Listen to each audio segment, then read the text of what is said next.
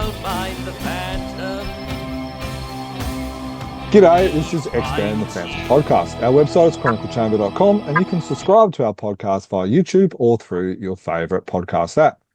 My name is Jermaine and today we will be joined by a few folks, with a PH of course, from the LFMBEC committee. So in no particular order, or actually in a particular order, we have Bradley and Joyful Peach. How are you guys? Hi, Jermaine. Hi. And we have the other couple, Nick and Sean. How are you guys? Good. We're not a couple. We reiterate this every year. Yeah, we're seriously not a couple. We have different hotel rooms every year. We live in different states. And by the way, you've selected the order correctly. Bradley and Joyful. It should actually have been Joyful and Bradley, if I'm being perfectly honest. 100%. Hey, B comes before J.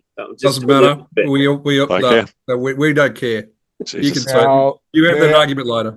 There are other members of the committee in Dr. Antonio Didio and Duncan Munro. However, we did have Dr. Antonio join us in episode 258, and Duncan has joined us several times. So we thought we've heard enough from them for a while, so we did not bother inviting them. And Jermaine, there's Alex and Alex, or Alex and Alexandra. So that's a succession plan on Antonio's part. Antonio's not dying. No, he's not. He's just getting his son and daughter-in-law involved.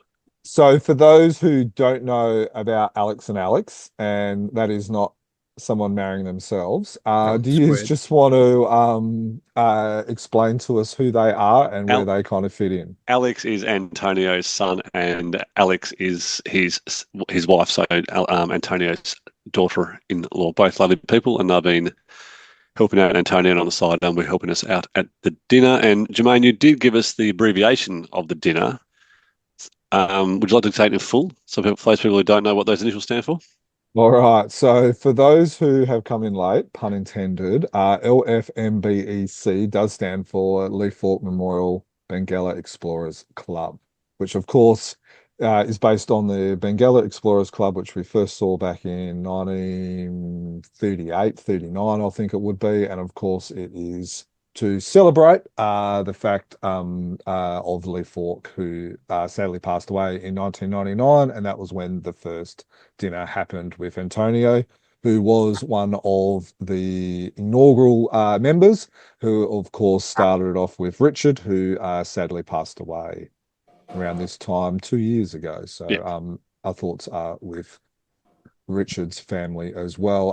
I believe, going back to Alex, I believe she's actually from Perth, from WA, I believe. So it's good to see the bit of WA representative there. Good to see someone sensible enough to leave, Jermaine. Yeah, fair. Just one thing before we move on, Jermaine. Can we just cycle back a little bit? What's your stance, Nick, on the spelling of Phan with a PH? Oh, thank you for bringing that up, Sean. Ridiculous and incorrect. Look, I'm in total agreement. We started this last year, but it seems to continue. Yeah, well, and this is my podcast, and so I do what I want. And we respect that, but doesn't mean we're not going to pick on it. In a time frame of about 1 to 2 minutes each, if you could just tell us a little bit about your first Phantom weekend experience, and then also why it is important to you. So we'll start off with Joyful. How are you, Joyful? And if you could just tell us a little bit about your first Phantom weekend and why it's important to you. Thank you, Jermaine. Well, we've been involved with the LFMBEC dinner for a number of years now. So we've been fortunate to meet a lot of wonderful people through it. And I think that's part of it, is the camaraderie of the people you meet, and it's a great thing that we look forward to every year to do. Is travel to Sydney, and it's now become more than just the dinner. It's now a weekend. We actually catch up on the Friday for drinks with guys. We see them at Supanova. We have the dinner on Saturday, and then some people are staying for dinner on the Sunday as well. So it's become a weekend, and we've met some wonderful people through the Phantom Club and through the association with the Phantom.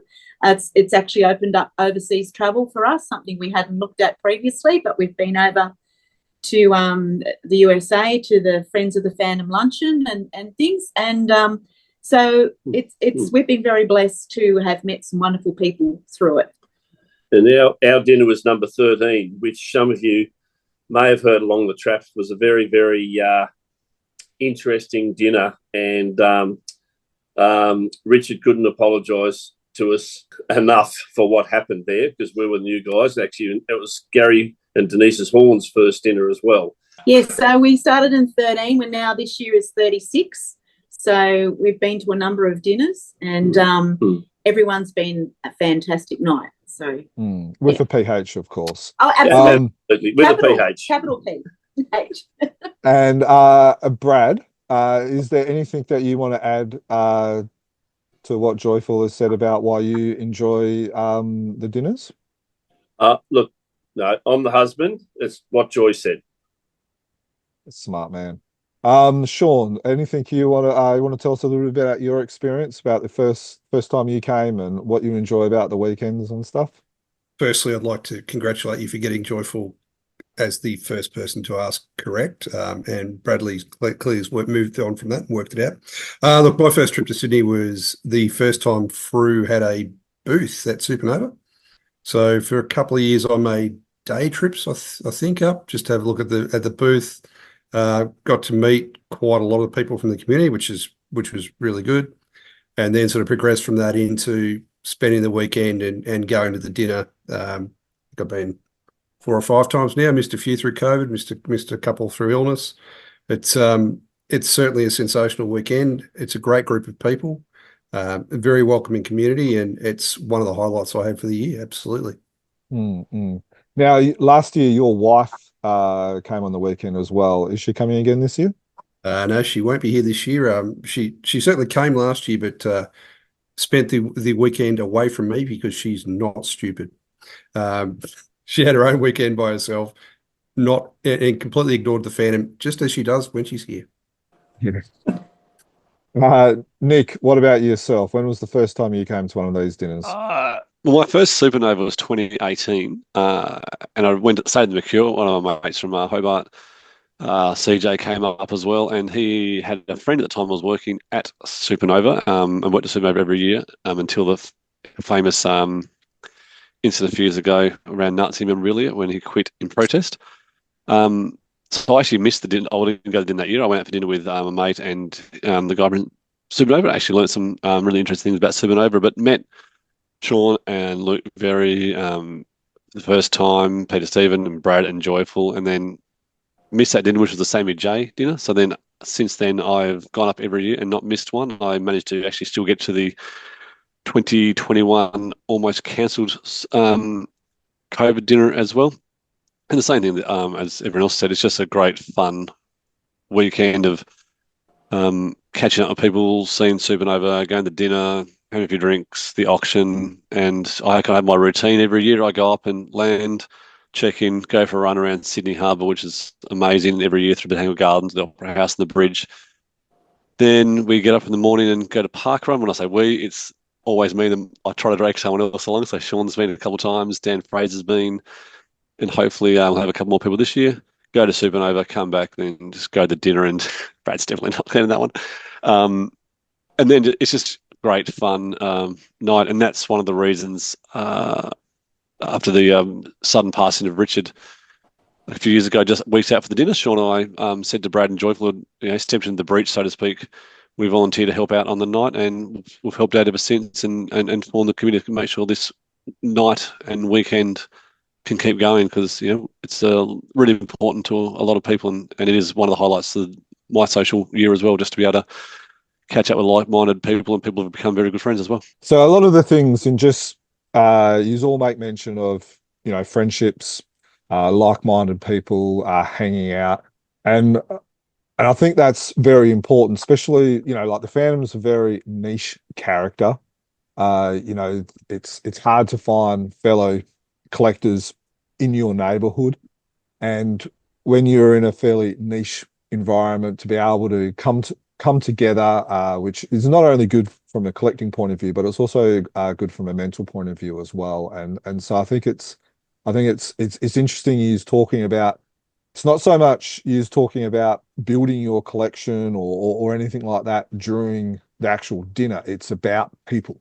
And so it's interesting. You've all made mention about that. So yeah. So if you're out there, if you are unsure about some of these weirdos that are on the podcast, or some of these other weirdos that collect, we are normal people, or some of us are. Well, But we come together, and it's good for your mental space. It's good for just hanging around with like-minded people, and you will meet someone who has some other interests and some other areas of interest around as well. So I'm sure we've all created friends because of the Phantom, and I think that's something special, that it's more than just adding to your collection. It's more than just the Phantom. It's it's more than that, and so it's great to hear some of those stories that you have expressed. 100%, Jermaine. I mean, there are, of course, the small minority of people that are just there to benefit their own collections, but by and large, the vast majority there are just to catch up with people that they've met through weekends like this, and to further those relationships. It's not about collecting or outdoing someone. And certainly, I'll speak for myself, going to something like this for the first time when you don't know anyone, just going up and saying hello. And people are so welcoming and so encouraging that's what keeps you going back. So it's perfect example. Last year was 3 or 4 people actually last year came up for the first time. A couple from Launceston, from my home state of Tasmania. Another guy from Perth, Daniel. Christopher from Queensland. Peter from Queensland. Not Peter. John. Robert from Queensland. Thank you, Joyful. I'd never met any of us in person. We'd maybe seen them online on Facebook, or maybe sold or traded something with them. But they rocked up and they said to us, "Oh my God, it's so great to finally meet you." And it just, everyone was welcomed into that group like that always belonged. We've made mention of the dinner. We've made mention of Supanova. So what we'll do is we'll just kind of give like a brief overview of what will be happening on the weekend. So it all kind of starts Friday nights for drinks at Mercure, which is in the city. What time will you be starting that? About 5? 6? Yeah. Yep. 4:35. We normally get there. I think there's normally a happy hour in Mercure. From 4:30. Yeah. Yeah. There's a very good happy hour generally at that bar. So I'm hoping that sticks again. Yeah. So usually the last couple of years it's been Terry Cray who's usually been the first one there, but I think Nick's probably going to start trying to take that mantle off him. So it will be interesting to see who gets there first. We are staying at the Sean and I are staying at the Mercure the first time in about 3 years, so that'll actually make it a lot more convenient for us. Wow. Really? And to confirm, you are sharing the same bed as what I heard? No. We'll be in separate rooms, probably on separate floors. I was sure you guys shared the same room. So as you can tell, there's a lot of banter and a lot of fun that happens. So we've got Friday night. Saturday morning usually is Supanova. Some people usually meet up at Mercure and go together, or they just meet out at Supanova. Sorry, there's park run before that, naturally, of course, Nick. Yeah, yes, park run. Yeah, if you want to go to park run, talk to Nick. Nick will probably enjoy the company. So some of the guests at Supanova this year. So it's pretty exciting that we've got Billy Zane, of course, the Phantom. Today, at the time of recording, is the 29th year that the movie actually came out. You've also got Joe Jusko, who did a trading card of the Phantom in a little 9-piece trading card set.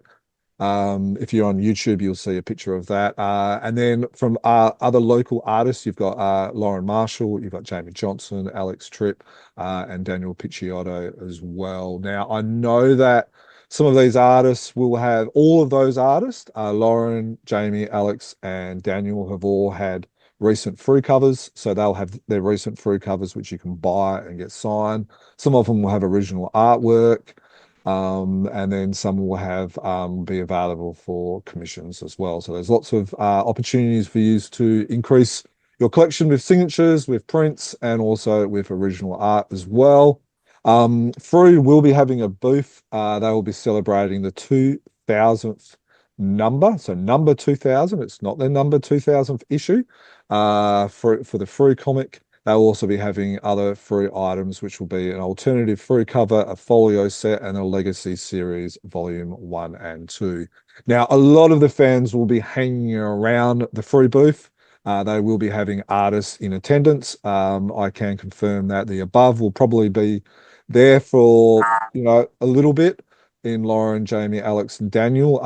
Antonio Lemos will also be there as well, which has been confirmed, and there will probably be some others as well. Anything you want to add to that before I go on to some of the other stuff? So I think Will Clayton will be there for the first time. He's done a couple of covers. Yeah. Through. Yeah, he's got an amazing style as well. So Camilo's going to be there again as well. Camilo, yes, Yep. That's good. I think from memory, Will's actually has been selling his original covers, and last time I checked, there was 1 or 2 available for purchase as well. So I think I saw on Facebook this morning too, Jermaine, that Antonio Lemos will be at the Frew booth between 11 and 2. Yeah, yep. Signing, etc. Probably sketching as well, based on previous years. awesome. So there'll be a lot of opportunities for you, and a lot of the fans will probably be hanging around like bad smells at the Frew booth as well, like the last couple of years. So it's a great opportunity to, if you are new, you can have a look. You've seen Sean's, you've seen Nick, you've seen Joyful and Brad's face. So there's a couple of people that you will be able to recognize. And there'll be a few others as well there. So, go around, say hello. You won't be disappointed. We typically catch up, as you know, to Jermaine at lunchtime. Yeah. One of the local cafes. That I dare say that hasn't been discussed yet, but I dare say that'll probably happen again. Yeah. So, for instance, if you are interested in that, you will probably meet up at the Frew booth first at around 12:01, and then kind of go from there.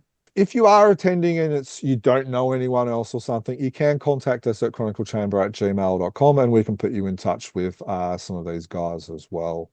And so at least that way you'll have a point of contact if you are attending. And we do recommend and we do encourage you to go and attend, because you won't be disappointed. Program hasn't been released for Supanova yet, but with Billy Zane there, and last time he was in Australia, he did do a presentation. So one would expect that would happen again, or hope this will happen again this year, but what day and if it will be a talk or presentation for general admission or special ticket holders, might know yet, but definitely head along to Supanova, because it is great, especially with Frew there. And Frew do have some, Jermaine said, some new releases, and always a good chance to pick up some stuff without any postage, meet the actual team from Frew as well, which is always good. Save some money there, and also get back issues and some of the other stuff. They don't just sell their Frew comics; they have a lot of other stuff that they bring in from around the world as well. So it's a great way to support, directly support Frew. Yeah, and look, if you do go to the Frew booth, make sure you say hello to the creators, but also to the publishers in Dudley, Glenn, and Renee. So we'll spend the next bit of time on the dinner. So not only is it a time where we get to spend time with other fans, but it also does raise money. So Brad and Joyful, do you just want to tell us a little bit about I guess the dinner for those who have come in late, and what money is being raised for, and then we can just kind of go from there. Yep. So the dinner this year is being held once again at Deus in Camperdown. We found that a really great venue for the dinner. It's been there the last, I think, 3 years. And a couple of times before that. And a few times before that as well. Just find it a really great venue, and it's not that far from the McHugh where a lot of people are staying. So they're unbelievably easy to work with to get the dinner going. So now they're great. Changed things a little bit this year. We're now the last couple of years we've sort of had like a Japanese style foods. This year it's more alternate meals, but it seems very nice. Sounds very nice. We've got a jam-packed... So Sean will be able to use his knife and fork instead of his fingers. Yes. Lauren Marshall's our guest speaker. Lauren, again, this time has taken on board doing the placemats. So they'll be people that have been to dinners before will notice that the placemats are different this year, different material, different, superbly done, because Lauren, being a graphic designer, is a bit better than Joyful and Bradley with publisher. So that's a little change, and be interesting to hear Lauren's story for this year. We've got at the moment we've got 41 items up for auction, so there'll be something there for everyone. And we've got 5 raffle items, and so which is great. So it gives the opportunity for more than one person to take something home, which is really nice as well.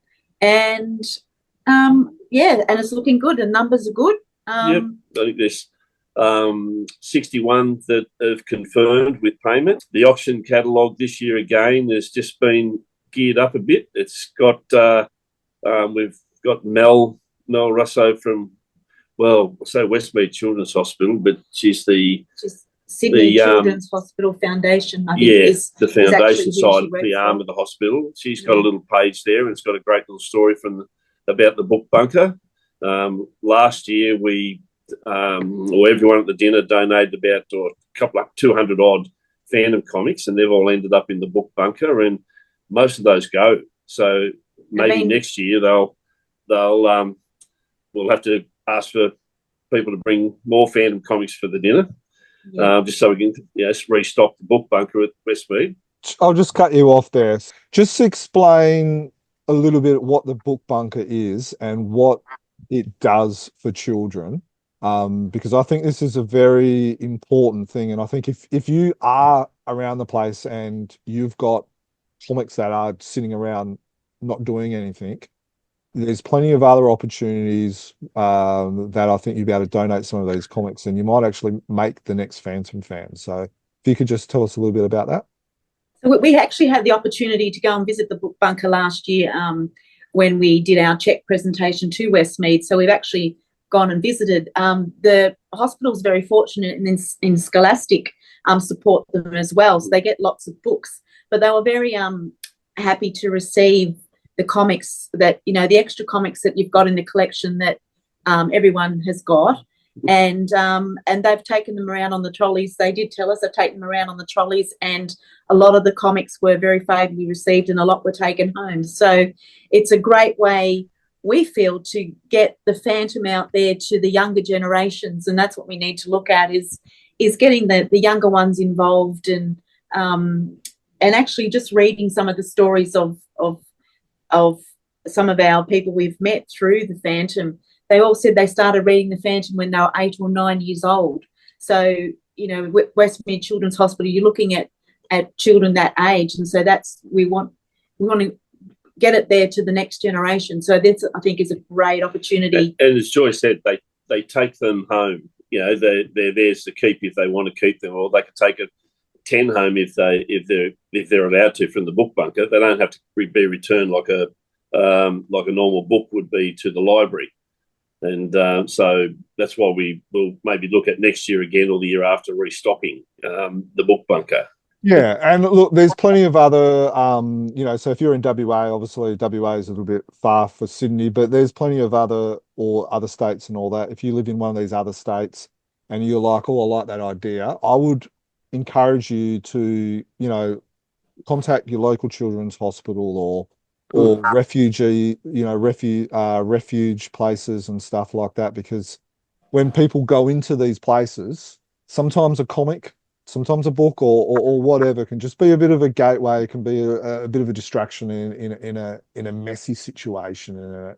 So I just want to encourage that could be something that some people could look into doing. And I'd just like to add to that, Jermaine, with the refugee community. When we've done exhibitions in the past, we had things on display regarding the Phantom in the local libraries here where we live. And it was very popular with the refugee community because the Phantom's been printed in so many countries. A lot of the refugees identified seeing the comics and seeing the Phantom. They recognised that. So I think that was like welcoming to the people that have come to the country, not really knowing a lot of the language, not really knowing a lot of the people, and to see something that they were familiar with from their home country, it meant a lot to them. Yeah. So you talked about some items that for the door prizes. Nick or Sean, could one of you just let us know what are these items for the door prizes Raffle. for the raffles? Raffle prize. Tickets are $10 each. And if you're on the mailing list, or we will be doing some pre-sales for some raffle tickets. And if you don't want to go on the, if you want to get on the mailing list, know about Jermaine will, in the links in the podcast and stuff, we'll put the website there. So we sell the raffle tickets off, and we have 5 prizes this year. The first prize is amazing, donated by Sean, and the rest of them are still pretty good prizes. So Sean, you can talk about them because I can't remember them all in order. Well, I'll try. First prize is an Olsen and Williams daily piece, original daily art. Second prize is some Defenders of the Earth comics that were donated by Nick. Third prize, we've got a piece, it's a print which I'm putting up. It's come from Jimmy James in Japan. It's a limited edition print of something from it was a piece that was done for Lee Falk, and it's been coloured, and he's done some copies of that.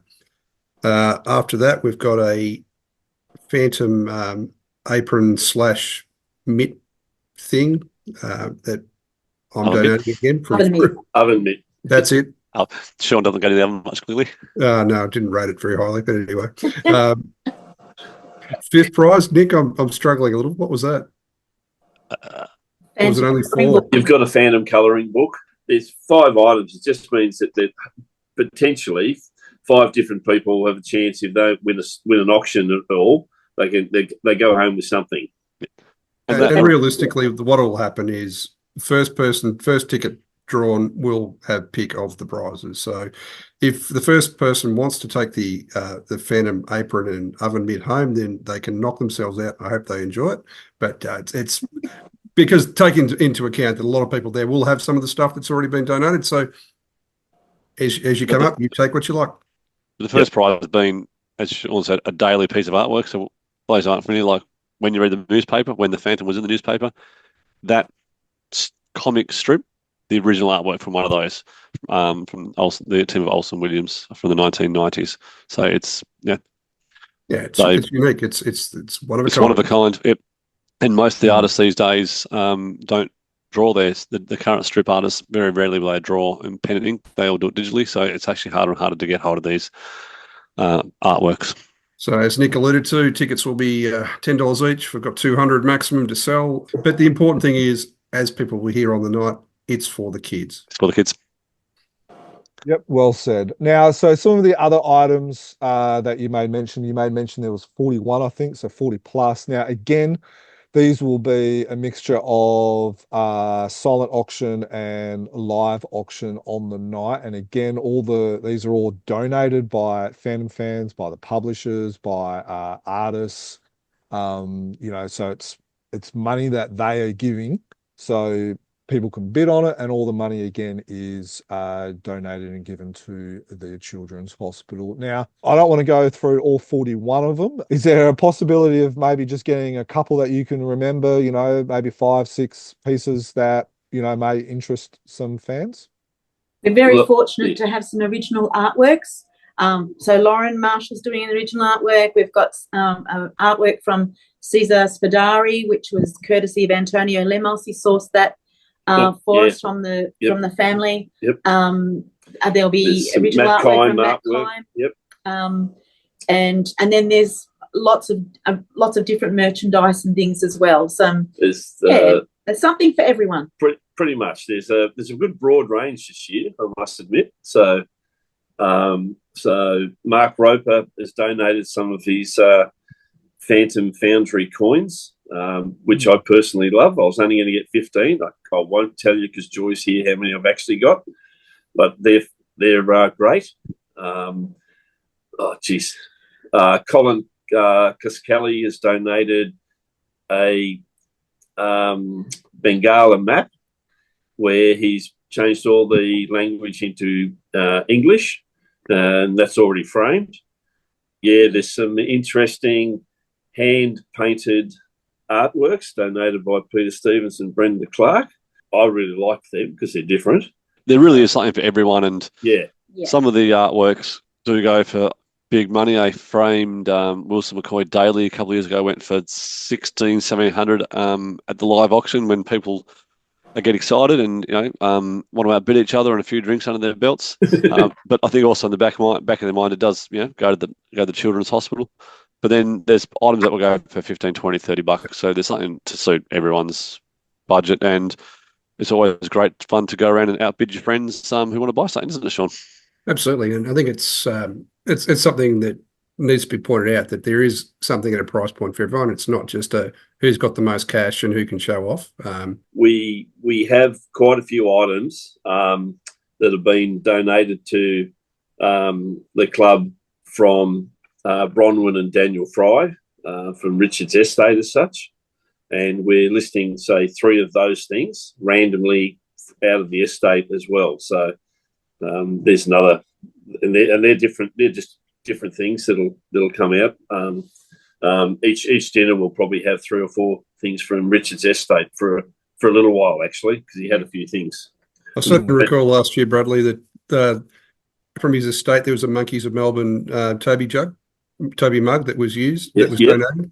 It's again just stuff that's around. It's a different price point for everyone. So exactly. Well, one of them's a badge that from Richard's estate.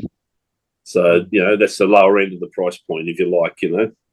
So up to framed, supposedly signed, and it doesn't doubt Lee Falk item framed that Richard had. So while we're talking about Richard, get used to, I guess, just for some people who are listening to this might not know anything about Richard.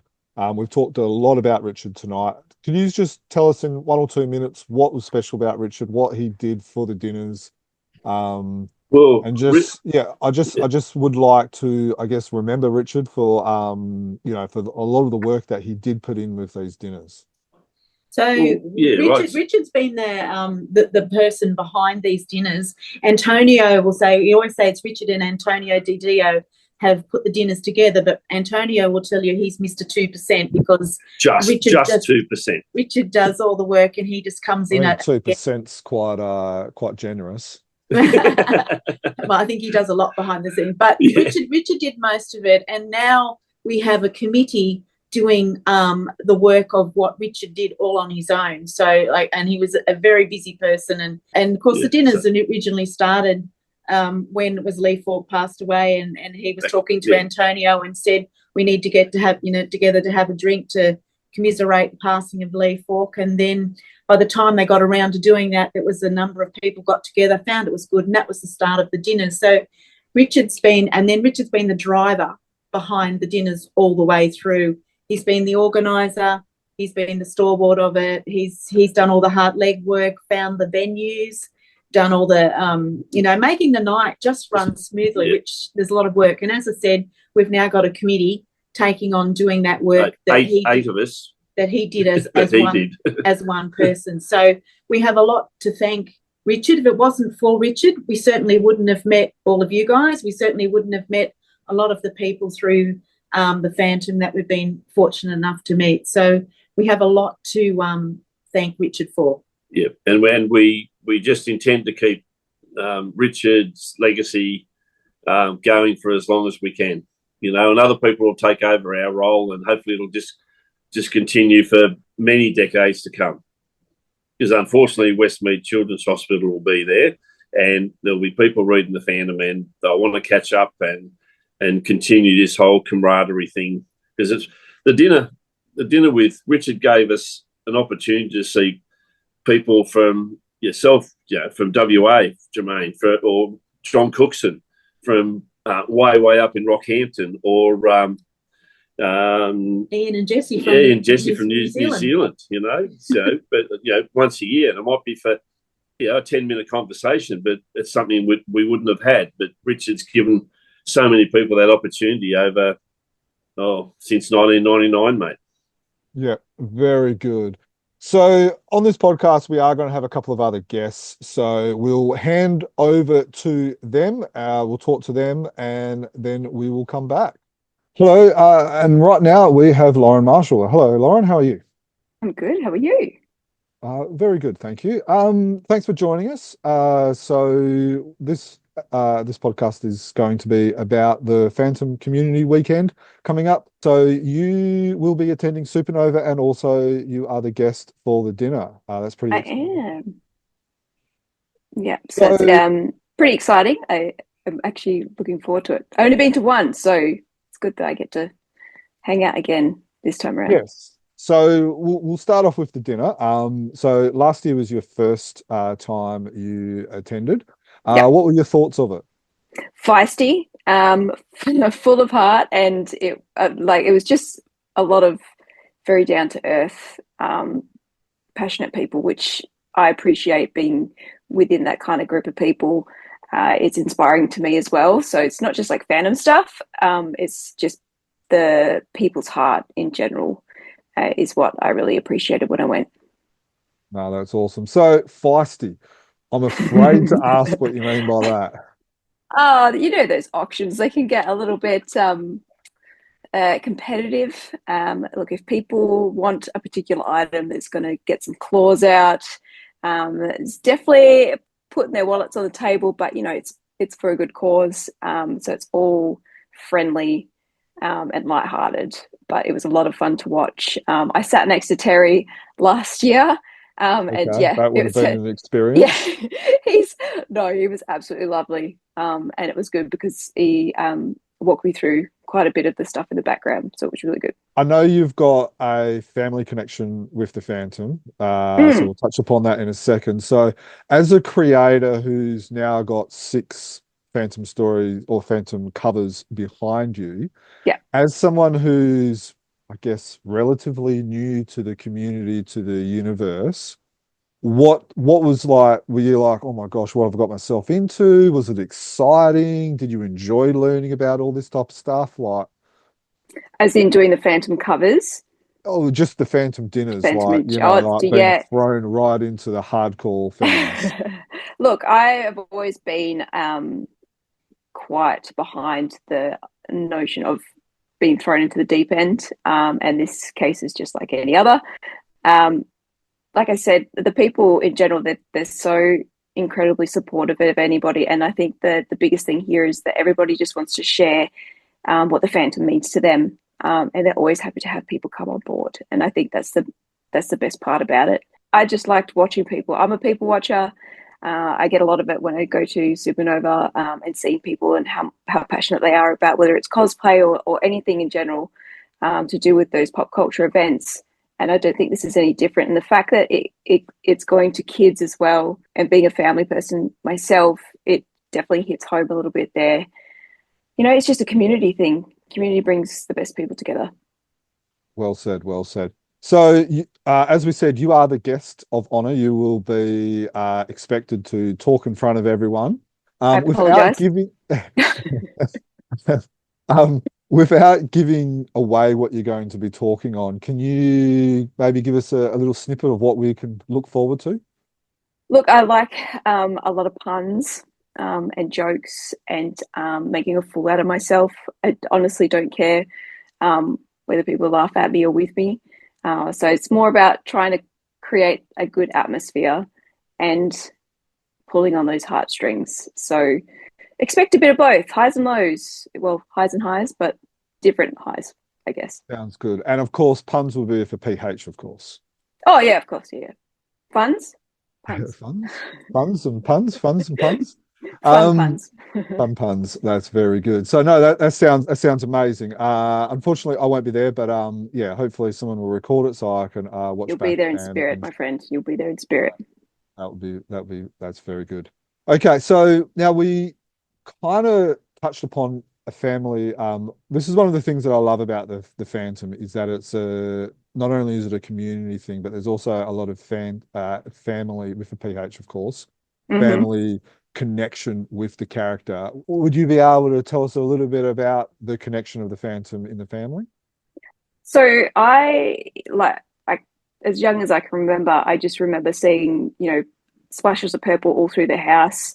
They lived a little bit further away from us, so we didn't get to go to their place very often, but every Christmas we used to rotate whoever hosted, whether it was auntie, uncle. and each time I would go there, I'd always see it. They have this huge bust, like a phantom bust, just up on the shelf. Or he's avid fan of Hawaiian shirts, but like that style, not Hawaiian shirts, but he would have a couple of phantom ones. And so I always knew who it was. Not something that I was particularly reading or anything when I was growing up, but I knew who it was, and it was always prominent within my childhood. So when I went to the shows and I saw the Phantom, a lot of people, especially younger generations, even my age, like I'm late 30s, even some of the people my age don't necessarily know them. And when I bring it up in conversation with people about what projects that I work on, no idea. Even say like, the movie, Catherine Zeta-Jones, Billy Zane, blah, blah, blah. No, just go straight over their head. So it's good that it was always a part of my life in that aspect. So what does he think about you drawing the covers of the comics that, I'm assuming he still reads? And... He does, yeah, no, they're all absolutely pumped. Always come around with a couple of issues for me to sign. Don't ever expect me to just, hand out freebies or anything like that. I think they're just more than happy to see that I've followed what is true to me. Never really took no as an answer. I think that would resonate with a lot of the people who do love the Phantom. Is just you stick to what's true to your heart, and you honour that as much as possible. And I think that my family's always been very proud of that. That's great. So you will also be having a table at Supanova and as a guest. Correct. What will you be having for sale on your table? Well, issues, I will be restocking those because I've always seemed to be running bare at most shows. You guys strip me dry. But I'll have a few originals. I really want to get, I will have a few different headshots that I want to have as originals. So they'll just be some more of like that affordable range. And then any of the other originals that I have from covers or other pieces that I've done, they will be coming with me as well. And then obviously, if I've got the time and resources, I can always do a commission if that is what somebody would like. So, if you're out there, if you are a collector of original artwork, make sure if you want a commission, make sure you hit up Lauren. I would suggest beforehand. Her social medias will be in the show notes, so you can contact her there. Sketch covers or full size. You will have some original artwork as well. You have your Phantom comics for signatures as well. And I'm assuming you have some of your other non-Phantom artwork around as well. Yes, I'll be I'm trying a few different products. I have ordered some more like postcard size, like really high quality postcard size and bookmarks as well, which will have some of my Phantom art on there. So they'll be going for like $5, just that really more affordable kind of stuff, because I do know that people are a little bit stretched for space in their homes these days with how much that they collect. So just looking at different options, because I know that there's so many. Well, I wouldn't say so many, but there are a few other artists that do the Phantom as well. But we'll have some, Turtle stuff, Power Rangers stuff, prints, the usual that we usually have.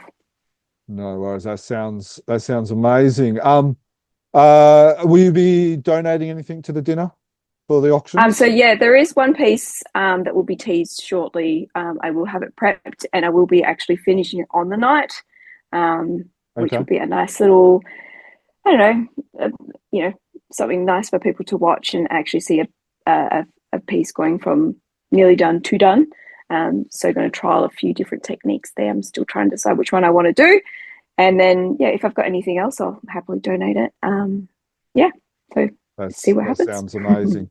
Now, do have a question. Like I said, you've done 6 Phantom covers. Have you ever thought about doing an interior story? Is that something that we might see down the track? I would love to. Interiors is definitely something that I want to be working more towards. Cover work is easy for me at the moment because obviously juggling life, but interiors is definitely where my heart is. So, stay tuned. And there have been questions asked, but nothing fully discussed yet. All right, that sounds amazing. Look, really appreciate you joining us. Like I said, you'll be at Supanova, so make sure you get your comics signed and get some commission and some original artwork and buy some postcards and stuff like that. Lauren, really enjoy you appreciate you joining us. Good luck with your speech, with being the centre of attention on the night, and have fun. No problem. Thank you so much for having me. No worries. And of course, that fun is with a PH. Oh, yeah. G'day, everyone. I am here with Julie Ditrich, who will be the writer from the Golden Circle story, which will be in Frew number 2000. Hello, Julie. How are you? I'm good, Jermaine. How are you? Oh, very good. You can tell it's very cold where you are, and Yeah, absolutely. I'm shivering away. Frew have very conveniently, very smart, conducted their number 2000 issue, which coincides with this Phantom Community Weekend. And you've got a story that's a key part of this issue. I do indeed. So that's one of the reasons why we wanted to get you on. We wanted to kind of tease and let people know what to expect, whet their appetite, get them excited. So yeah, what can we look forward to in this story? All right. Well, it's 96 pages, so it's a longer form story than what I've done before and what I'm currently doing and what Frew is actually asking for at the moment. But it's 4 chapters, and it takes place about 7 years after the Golden Circle story, which was released in 1939 to 40 in comic strip form, and that was written by Lee Falk and illustrated by Ray Moore. And it demands that the Phantom leave his jungle home and return to Paris to contend with the Golden Circle, the women's criminal gang that create a lot of chaos for not only him but also the city and other innocent people. Now, I'm going to try and keep this as short and concise as possible. Sure. Get too bogged down, because the Golden Circle is actually one of my more favourite stories that I've from the Lee Falk Ray Moore era. So I'm very excited about this.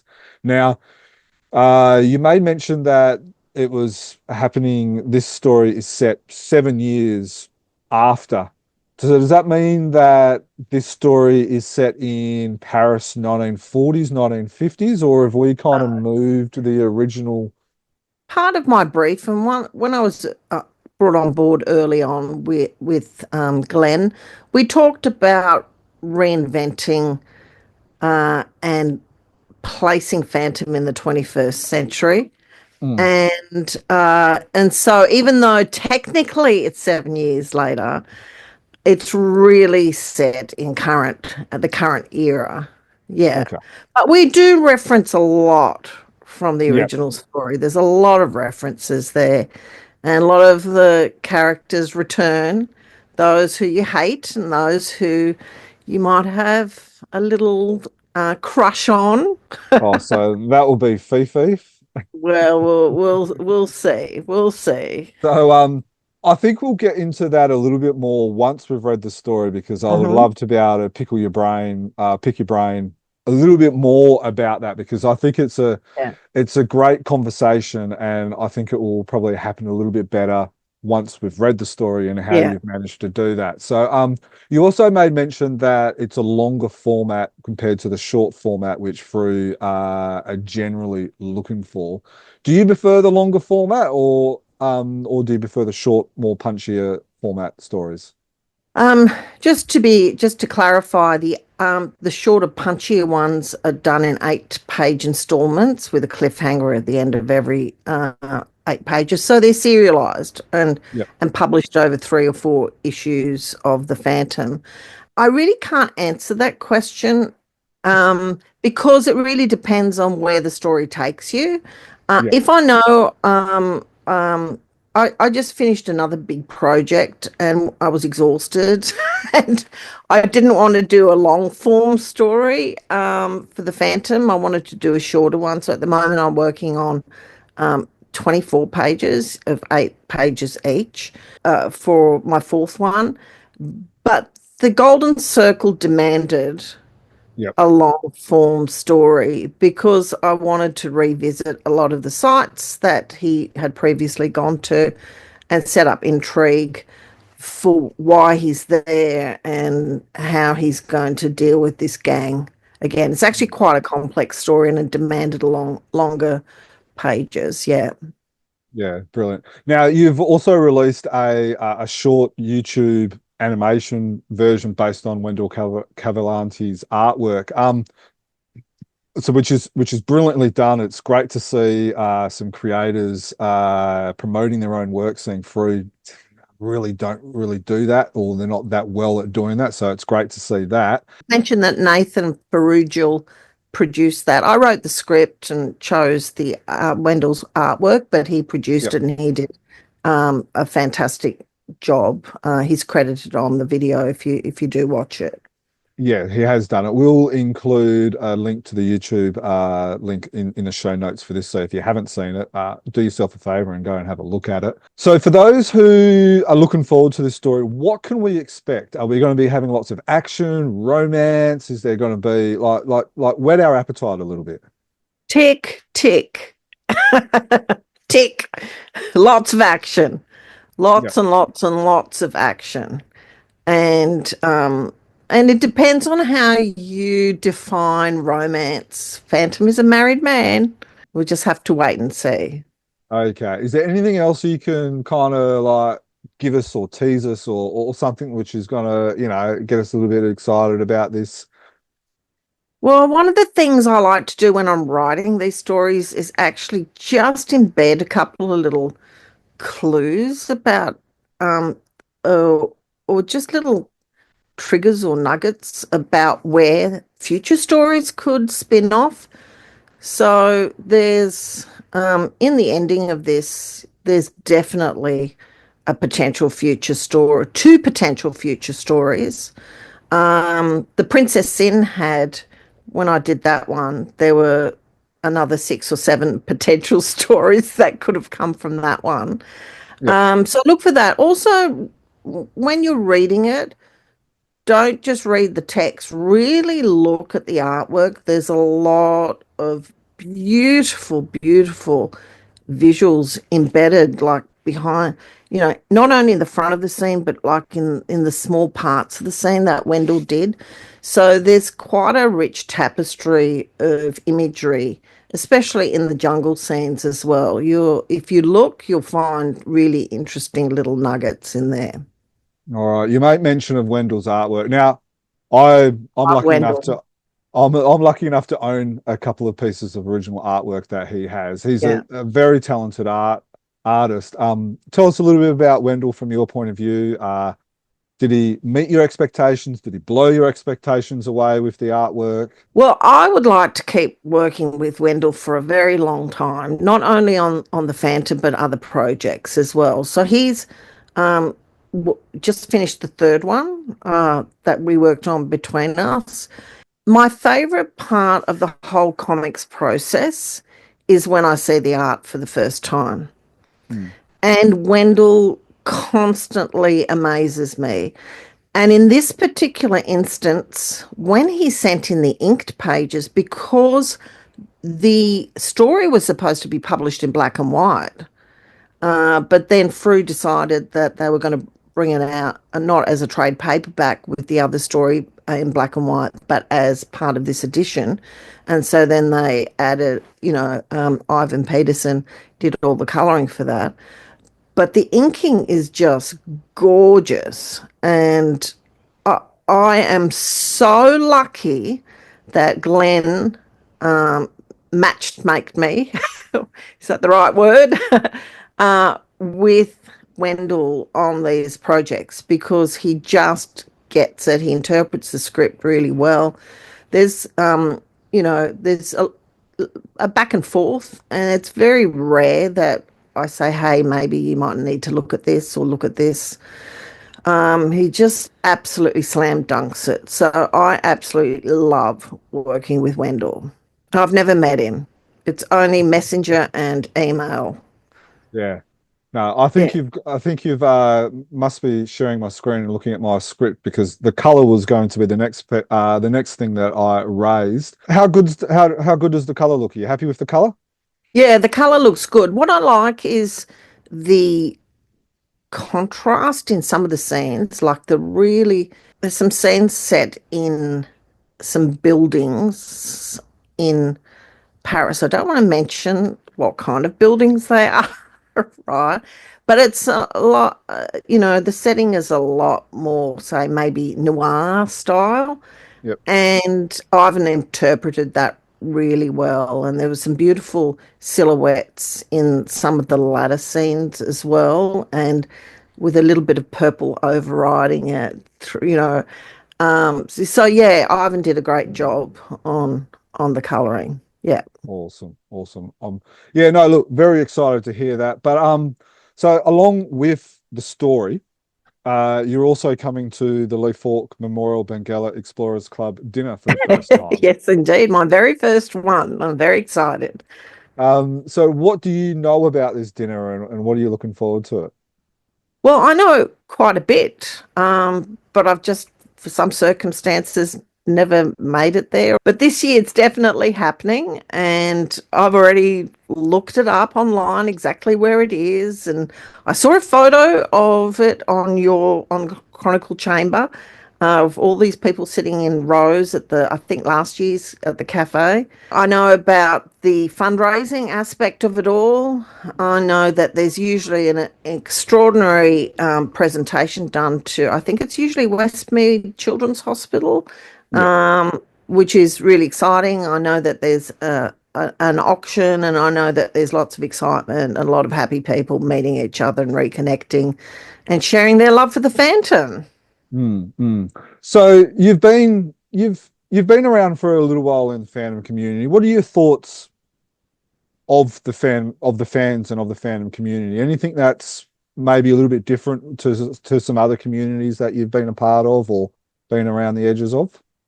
I love the passion. Yep. I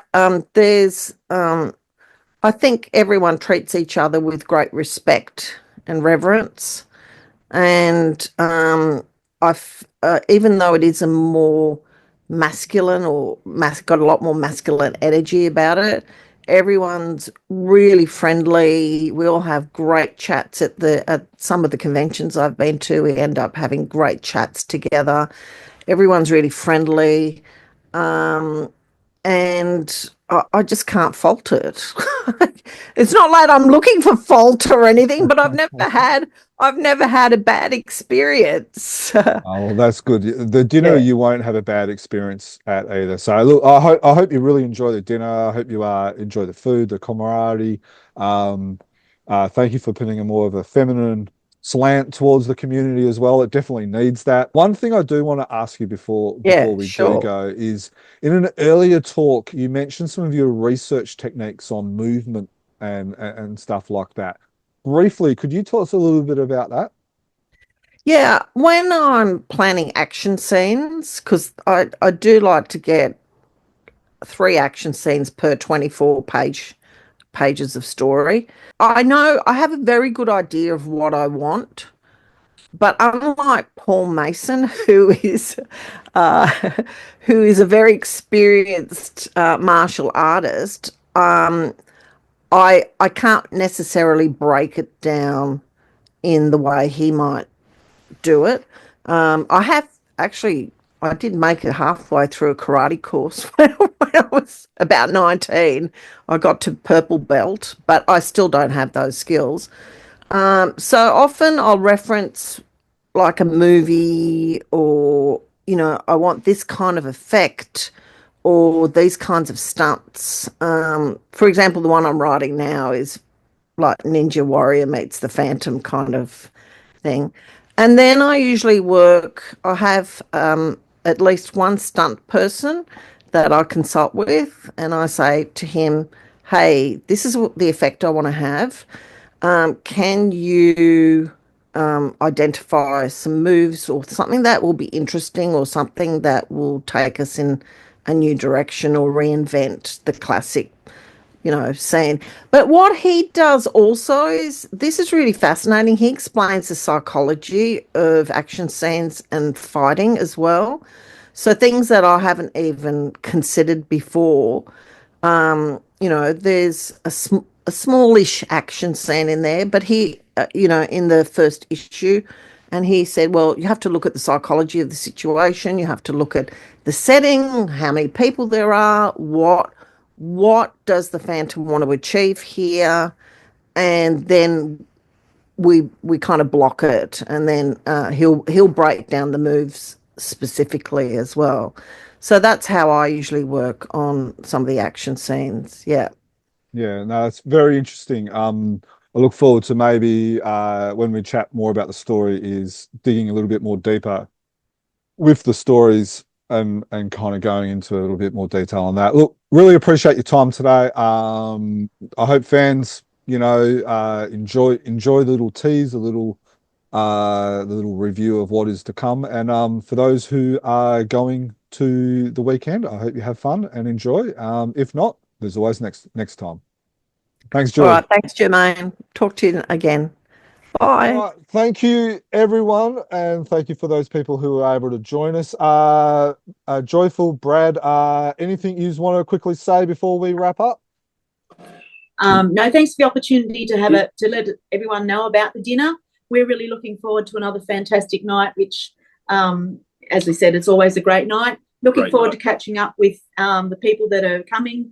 Sorry, we're going to miss the people that can't make it this year, but hopefully they'll be able to make it next year. Yeah. And again, what Joy said. Yeah. Before we go over to Nick and Sean, those who are on YouTube, you'll notice that Brad is sporting a beard. Now, I think I understand where he got this beard from. If you're looking on YouTube, it is the Mad Cave Studios picture of the first Phantom, sporting a beard that looks very, very similar as what Brad has. So we expect that to stay for the dinner. No, it's by this time tomorrow night. He was a real cranky person in this comic as well. I know, Nick, I know you've got this comic, and so you've probably read it. He was really cranky in this. I think this is in issue 3. So if you wanted to get Mad Cave Studios issue 3, you will see Brad having a cameo. I was going to say, yes, he modelled for it. The Defenders of the Earth series. Yes.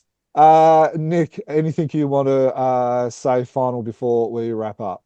No, thanks always, Jermaine, for supporting the dinner. We'll be disappointed that you won't be there this year, but we know that you are in Perth, staying in Perth for a very good reason. And if you want to come to a dinner this year or the future, please email the Chronicle Chamber or the website, and we'll whack you onto the list, and you can hopefully attend one year. Well said. And the website is lfmbec.org. Sean? Look, Jermaine, thanks once again just for the invitation to be here. As Nick said, very disappointed that you and Dan can't make it this year, though. Understand the reasons behind that. Look, thanks very much for giving us the opportunity to come on and just promote what's going on in a couple of weeks' time. But hopefully it's a good evening, and looking forward to next year, hopefully when we can all catch up again. But thanks once again, mate. Very well said. Thank you. Thank you for continuing on in our while we're not there, doesn't mean the party is stopping. The party will be going. It will be a great time. So thank you for listening or watching us. Now, if you are listening to this or watching us and you're like, well, what about this event in such and such country or for such and such convention? If you know of any Phantom related guests attending any of these, please let us know so we can also promote it. Our website is chroniclechamber.com, and you can email us at chroniclechamber@gmail.com. Again, if you know of any of these events, let us know so we can promote it. If you are going to be attending or you're going to be organising a dinner or something, let us know. The website for that is lfmbec.org. We would love to hear your thoughts, feedbacks and opinions of this podcast and anything else that we do over at social media platforms or over at our YouTube channel. You can subscribe to us via YouTube or through your favourite podcast apps, including iTunes or Spotify. Now, this is where everyone gets one last chance, and that is to say happy Phantoming. Happy Phantoming.